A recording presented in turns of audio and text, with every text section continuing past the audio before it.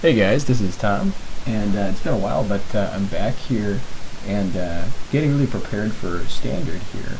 So I've been working on a deck which basically is an updated version of Puresteel. Ended up taking it to a Ptq last weekend, and it it did pretty well. I've been working on it for about a month and a half now, really sort of trying it out on different daily 4.0s and just kind of doing a lot of testing, just sort of seeing what works, what doesn't work. Ended up taking 4th place in the Ptq, so I think it really has, a decent chance of doing well this season. Made a few changes since the Ptq, which I think will kind of shore up some of the matches there that I wasn't kind of quite ready for. Ended up losing in the semis to Geist of St. Traft. And so with that change, ended up making an inclusion of Phantasmal Image, which I think is really going to help that matchup. But so what I'm going to do now is just sort of talk a little bit about the deck and why I think it's a good deck, and then also I'm going to go over each sideboard matchup and how you want to sideboard for each of the decks in the field in the current meta. So first of all, the big thing to take away from this deck is that it is essentially a combo deck. The point you're trying to do is you're trying to get a Puresteel Paladin out, and then you're trying to get the Collar Mortar Pod combo going. If you can protect the Puresteel, maybe with Spellskite, or just have 1 or 2 turns where you're able to have them active, you can easily do between 7 to 10 damage in 1 turn just with Collars and Mortar Pods to really give this deck a lot of extra reach. So I had a number of wins in the Ptq where I ended up basically going from losing to winning in 1 turn, and was able to basically do the extra 7 to 10 points of damage that was needed to win the match. So this is kind of what the deck does. There are other strong lines of play that you can go for, such as Champion of the Parish into Gather the Townsfolk, and then just try to beat down. But it does also have a surprising amount of resilience, just because with the Collar, you're much less prone to get blown out by wrath effects. You can really kind of keep a stream of creatures coming and use that to get there. So now kind of a little bit about the deck. The Trinket Mages play a very important role in this deck because they get you not only the combo, but they also can find very important tutor targets like Grafdigger's Cage, which shuts down a lot of decks actually. It completely shuts down Freets and Pod, and has a very good effect on Lingering Souls. And then in addition, there's some small amount of synergy against Snapcaster Mage in the majority of what the field is now, which is Delver. But the other things is that you can pick up Lifestaff, which is great against like a zombie matchup, and from the board you can pick up Hex Parasite, which is great against Esper Super Friends, and then you also have access to Wolfhunter's Quiver, which is there largely for the red-green and Wolf-Run matchup to deal with cards like Daybreak Ranger or Huntmaster of the Fells. So this is kind of what the deck's aim is. Now I'm going to go into a little bit of how to sideboard against each one of the different major decks that you might be expecting to see in the current meta.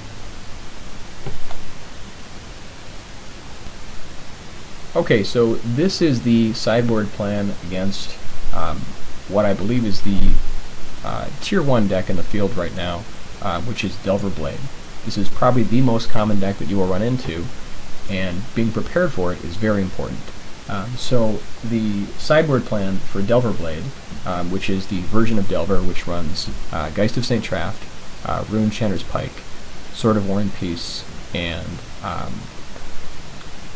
largely it will be the creature suite will be Snapcaster, and then you'll also have the Invisible Stalker, and then in addition to Delver itself and the Geist. So the plan here is to take out the Ponders, become a little bit less combo oriented, just because there's going to be enough going on between Vapor Snags and Gut Shots that you really you'll have a pretty hard time assembling the combo, just because there's going to be counters and a lot of other things going on. So the move is to kind of move away from the combo, although you can still achieve it, and take out the Ponders, take out 3 of the Collars and a Grafdigger's Cage, just because Cage is only effective against Snapcaster Mage, and there are really better things that we can be doing here. So what we bring in is we look at bringing in Corrosive Gale, which can help if they side into Dungeon Geists, for instance. It's also great against Delver itself.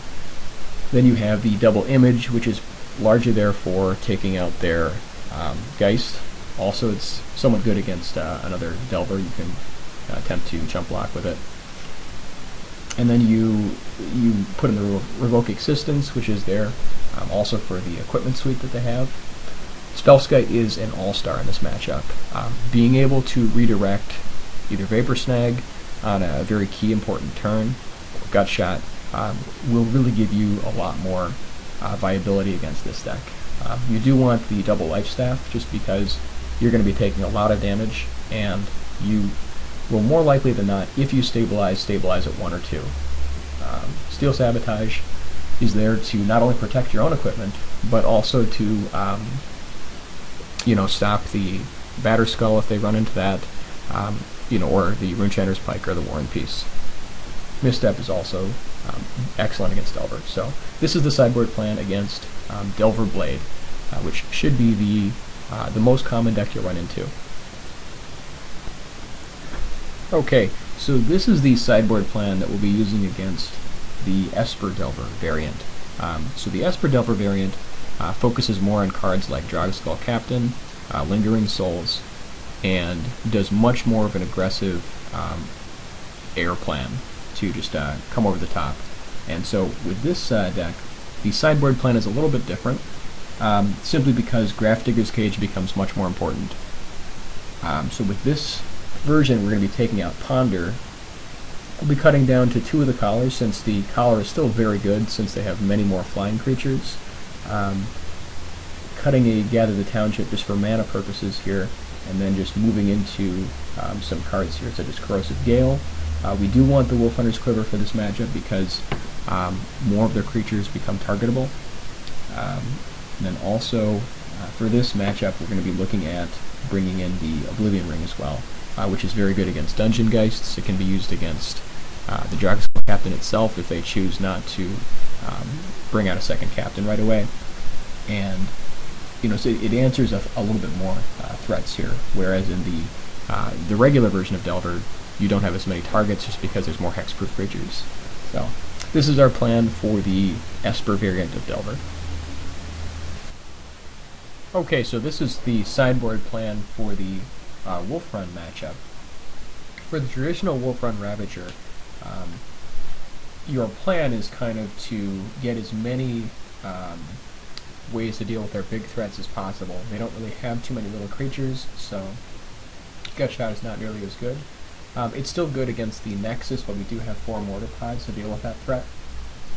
So the plan is to take out the Ponders, once again move a little way ways from the combo element, and more into bringing in Oblivion Rings, Purge to deal with Inferno Titan. Spellskite is an absolute all-star. One of the key important plays in this matchup is redirecting the usage of Kessig Wolfrun to Spellskite if they try to go over the top with it. Quiver is brought in for Huntmaster, and if they do have a Daybreak Ranger, which they can search up. And then also, Misstep still helps against Galvanic Blast. Steel Sabotage, while they don't run many artifacts, is ideally meant to either bounce a Nexus on a key play where they attempt to pump Nexus for the win, or to use it to protect your own equipment from Acidic Slime, Ancient Grudge, or Naturalize. So once again, this is the sideboard plan for the traditional red-green Wolfrun Ravager, which is featuring Primeval and Inferno Titans. For the red-green aggro matchup, the sideboard plan is a little bit different. Doom Traveler is not nearly as good in this matchup, simply because they don't really have any wrath effects, and it's much less important than other cards that you definitely need to bring in on this matchup. You definitely want to have the second Grafdigger's Cage here, just because in this version of Red-Green, they do run 4 Green Sun Zenith. It's a great way to really turn this card off. Additionally, it turns off Ancient Grudge from the flashback in the graveyard, and it also turns off Strangleroot Geist Undying ability. So Grafdigger's Cage is very important. Spellskite is still an all-star in this matchup. Very important to protect the Grafdigger's Cage once you have it in play. In addition, you want to bring in Revoke Existence as well, just because you will be expecting to see multiple Swords of War and Peace. This is where Steel Sabotage also really comes in.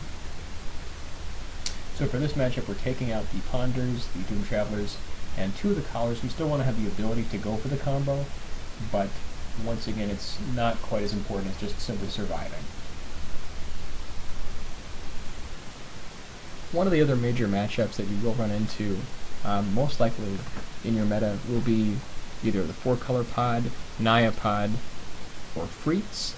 The sideboard for these 3 decks is all the same, and just because these decks don't really run board sweepers, we don't really need the Doom Travelers. So once again, we take out the Travelers, the Ponders, we move more into Oblivion Rings and Revoke Existence to take care of the Birthing Pods on the one end, or some of the major threats that you see from Freets as well. In addition, we will bring in the Images to make sure we take care of Elesh Norn. Grafdigger's Cage plays a very important role, as it simply turns off both Birthing Pod and every element of the Freets decks. So having the Spellskites to protect the Grafdigger's Cage is very important. As the Pod deck will usually, as the Freets deck will normally board into Huntmaster of the Fells, Quiver still finds a good place in this sideboard plan. So sort of looking at this, if there's ways that we can try to really neutralize their threats before they can go off, this is how we will win. So this is for Naya pod, 4-color pod, and Freets. This next matchup is for Blue-Black Control, Solar Flare, and Esper Super Friends. These sideboards are roughly the same. So for these, we're going to be taking out the Gut Shots, the Ponders, the Spellskites as well, simply because we don't have as many targeting effects from these decks. Many of these decks will favor Go for the Throat, where Spellskite will not help you. So taking out these cards, we're really focusing on bringing in the Oblivion Rings. The Hex Parasite is very important versus any of the Planeswalkers that you run into. Steel Sabotage can counter a Ratchet Bomb, which can definitely just destroy our deck. And then also, the Images are very important because it can allow us to combat Grave Titan, Sun Titan, or to just simply copy one of our Trinket Mages. In addition, the other card I want to talk about here is Corrosive Gale. As many of the Blue-Black Control decks will bring in Bloodline Keeper, it actually is one of the ways we can deal with this card. And then most importantly is just making sure to take care of the Curse of Death's hold as they resolve. So this once again is for Blue-Black Control, Solar Flare, and Esper Super Friends. The sideboard plan for the Heartless Heaven Go matchup is a little bit different. The important difference for this matchup is that we do want to bring in Lifestaff, just because we're going to be going up against cards like Massacre Worm, and keeping track of our life total is very important in this matchup as well. The other main plan we have with this sideboard is to really neutralize their Frost Titans, and also to make sure that we handle their Worm Coil Engine. So Phantasmal Image plays a big role here to make sure we copy their threats and really neutralize them as best we can.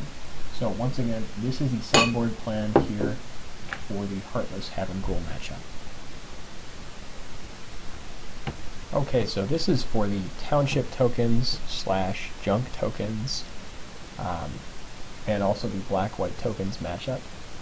In this matchup, the cards that we're really afraid of are largely most of their enchantments, which pump up their tokens. So the important cards to bring in here, we definitely want to have access to Grafdigger's Cage to shut down recurrence of Lingering Souls.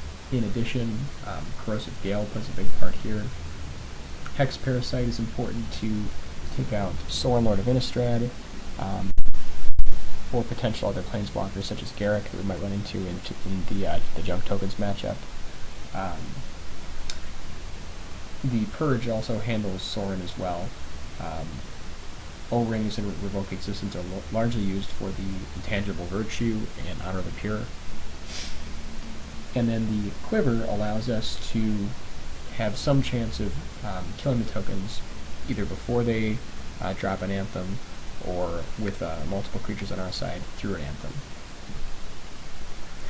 So the cards we're taking out here, definitely we're taking out the Ponders. Gut Shots aren't as effective with Anthem effects. And then the Travelers, while these two different decks do run Wraths, they're actually one of the more ineffectual cards we have here. Just because every other card in our deck right now we want more. Spellskite is very important. They do bring a lot of artifact hate, so being able to redirect to Spellskite is very important here. The inclusion of the Life Staff is also important just because we'll be taking a fair amount of damage here. If we had more room, we might be able to put in a second Life Staff, but so this is how we're going to be looking at setting up the matchup once again for the so once again, this is the matchup for the Township Tokens and the Black-White Tokens. The one last note on this matchup, now if you do see Hero of Bladehold, feel free to include the Phantasmal Images in your sideboard plan. However, many of the token decks are not running Hero of Bladehold now, so it could be an even split. It's just going to depend on what you see. So if you do see the Hero, image can help you with Hero. Otherwise, you may not want to include it. Okay, this is the next matchup here, which we'll be talking about, which is the Black-Red Zombies and the Blue-Black Zombies matchup. For this matchup, once again, we're going to be taking out Ponder. Moving out of Gut Shot as the amount of damage we're taking is very important here. And then also just shaving a Mortar Pot and Collar to make room for Purge, Oblivion Ring. The Life Staff is a very important plan here just to make sure that we stay up on life. Need to make sure you stay out of range of Brimstone Volley. Mental Misstep counters key cards such as Tragic Slip or Fume Spitter. And then in addition, the Grafdigger's Cage is very important to shut down the Undying ability on Geralf's Messenger. Also the recursion that you'll see from Gravecrawler. So very important to stick a Grafdigger's Cage. Spellskite protects us from many of the different threats that they have, redirecting Tragic Slips and other spells as well. So this is the matchup once again for Black-Red and Blue-Black Zombies. This is the sideboard plan for the Red Deck Wins matchup. In this matchup, the key cards to keep in mind are Shrine of Burning Rage, for which we bring in Revoke Existence and Oblivion Ring, and also Hex Parasite to not only remove counters from the Shrine, but also from the Berserkers, as well as if they use Volt Charge. Spellskite plays a very big role in this matchup. Once again, redirecting threats. Mental Misstep counters Shock, counters Goblin Fireslinger, a number of other important spells. So this is kind of our plan here. Just you are not the aggressor in this match. You want to make sure that you keep your life total high, stabilize, and then take control. This next matchup is a little bit less common, but you may run into it. This is the Monog Green, commonly referred to as Get Her Done Grove matchup. For this matchup, we're going to be taking out Doom Travelers simply because they're fairly ineffectual at their bigger creatures, and in addition, they have no wrath effects. So we'll be bringing in Oblivion Ring, primarily to deal with their Sword of War and Peace. They will be running most likely 4 Sword of War and Peace. In addition, we want to make sure we set up Grafdigger's Cage to stop Green Sun Zenith and Strangleroot Geist.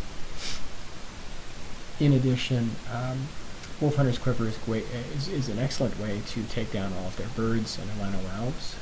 And then Hex Parasite plays an important role in denying their Garrux. So this is kind of our plan for the Monog Green matchup. Okay, so this matchup is against the Blue-White Humans or Haunted Humans matchup. In this matchup, the important cards we're going to focus on are Hero of Bladehold, and in addition, there are many Anthem effects. So dealing with Honor of the Pure, dealing with Hero of Bladehold is very important to winning this matchup. So we're going to be taking out Grafdigger's Cage, the Ponders, the Travelers, just because, once again, they don't really have Wrath effects, and the Travelers are a little bit more ineffective in this matchup.